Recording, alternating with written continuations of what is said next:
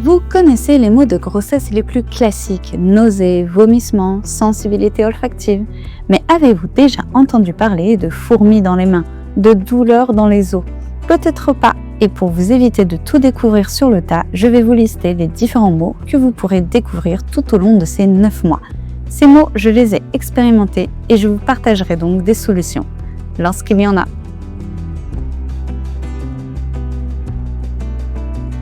Bonjour et bienvenue sur ma chaîne où on parle hypnose et parentalité apaisée. Ici, vous trouverez tous les outils pour aborder la parentalité, la grossesse sereinement et également des retours et des expériences sans tabou.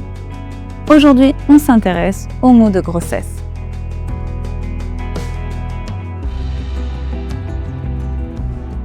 On commence avec le premier, le plus classique, les nausées et les vomissements.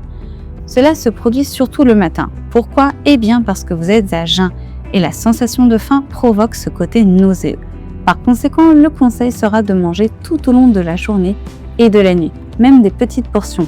Lorsque vous êtes prise d'insomnie notamment, ou bien lorsque vous vous levez pour aller aux toilettes, profitez-en pour manger un petit truc qui ne vous empêchera pas de dormir, mais qui vous évitera d'avoir des nausées.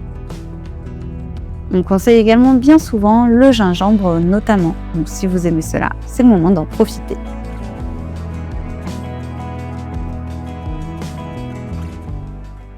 Numéro 2, le nez toujours pris. Certaines femmes constatent qu'elles ont le nez toujours pris, qu'elles sont souvent enrhumées. Dans ce cas, diminuez voire arrêtez les produits laitiers car ils ont tendance à produire plus de mucus. Surtout que ce nez pris va aggraver les nausées et les vomissements. Donc, on lève le pied sur les produits laitiers au moins le premier trimestre.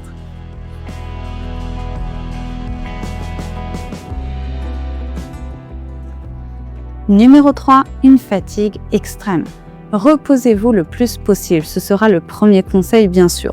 Je vous recommande également de consommer des produits riches en fer, comme du foie si vous le pouvez, et de boire du jus d'orange fraîchement pressé par vous-même idéalement. Si vous êtes en couple, demandez à votre partenaire de vous préparer le jus. S'il veut participer, être utile pendant ces 9 mois, voilà un exemple de ce qu'il peut vous apporter.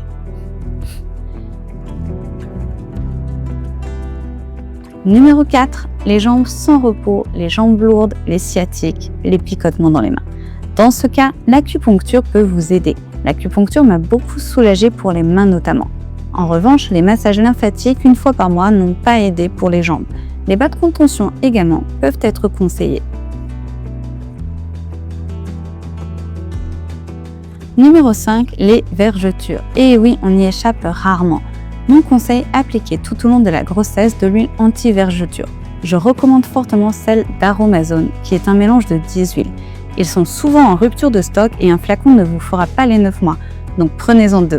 S'il n'y en a plus, vous pouvez mélanger de l'huile de rose et de l'huile de germe de blé.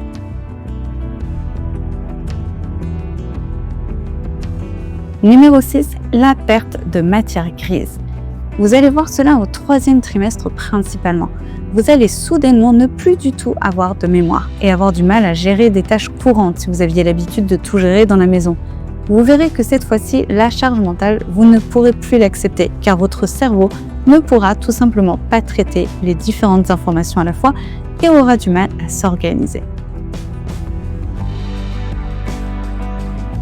Numéro 7, des douleurs dans les os.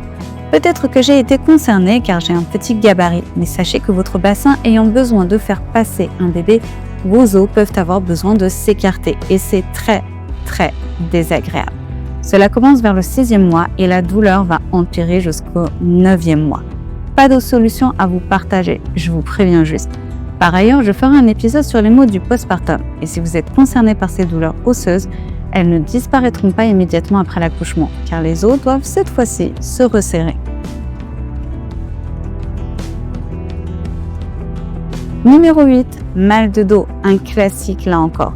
Le centre de gravité se déplace et les maux de dos sont courants pour les femmes enceintes. Si vous pouvez, négocier du télétravail.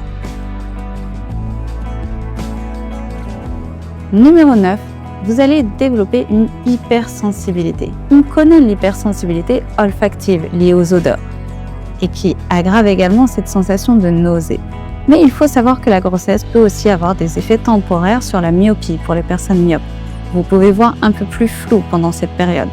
Et personnellement, j'ai eu une sensibilité plus accrue à la lumière.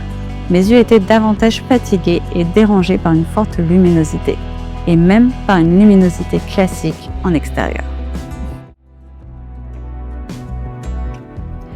Voilà 9 mois, 9 mots de grossesse. Si vous en expérimentez d'autres ou si vous avez d'autres solutions à proposer, partagez vos retours en commentaire. Cela permettra d'aider d'autres parents. Belle journée à vous et surtout, prenez soin de vous.